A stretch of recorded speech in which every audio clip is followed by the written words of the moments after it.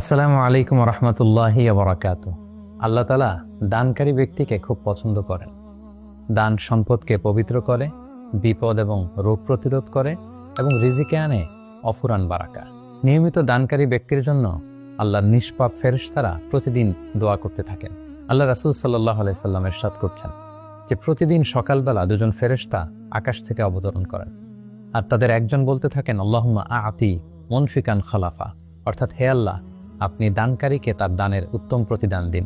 এবং অপরজন বলতে থাকেন, আল্লাহুম্মা আতি মুমসিকান তালাফা, অর্থাৎ হে আল্লাহ, আপনি কৃপণকে ধ্বংস করে দিন। তাছাড়া যে কোনো ভালো কাজ অনিয়মিতভাবে বেশি করার চেয়ে নিয়মিত অল্প করা ভালো। আল্লাহ রাসূল সাল্লাল্লাহু আলাইহি সাল্লাম ইরশাদ করেন, আহাব্বুল আ'মালি ইলাল্লাহি আদওয়ামুহা ওয়া ইন ক্বাল্লা, অর্থাৎ আল্লাহর কাছে সবচেয়ে প্রিয় আমল সেটি যেটি বান্দা নিয়মিত করে, যদিও সেটা পরিমাণে কিংবা সংখ্যায় অল্প হয়।